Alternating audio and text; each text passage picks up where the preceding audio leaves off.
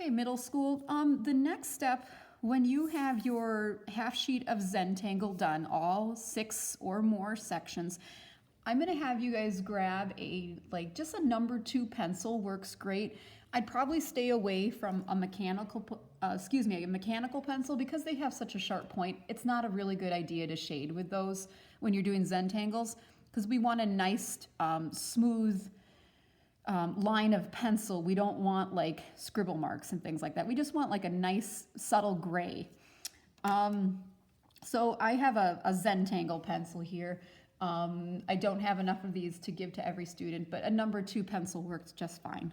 So what I would like you to do is to go around to each of your tangles and kind of think about how you can add in shading or value.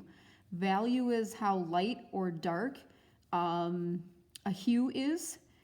And what this is going to do for your tangle, it's just going to give it a little bit more depth and it's going to give it a little bit more interest. My eye will travel around your piece more and you can start to make some of these tangles look kind of 3-dimensional.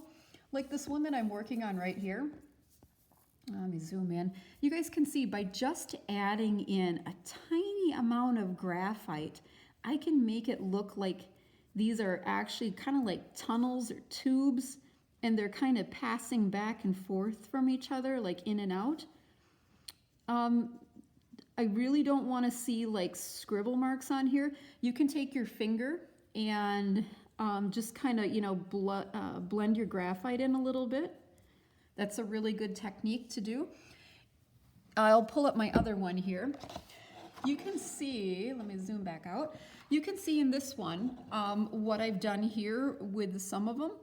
I've added in just a little bit of subtleness with the graphite, and it just makes it look more 3-dimensional, okay? So I'd like you to go along through your tangles, and you can also, right on the edges, where the 2 tangles come together, you can decide which tangle is behind the other one. And the way to do that is by going along the edge. And so if I want the zigzag one to appear like it's behind the one that's next to it, if I put a little band of shading and I fade it out from dark to light, I can start to make it look like it's behind the other one. Like there's a little bit more depth in there. There's a little bit of 3-dimensional value that's happening in there. And I just think it looks really, really cool.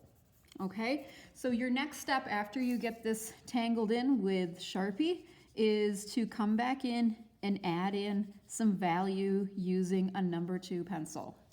I will be back with the next step.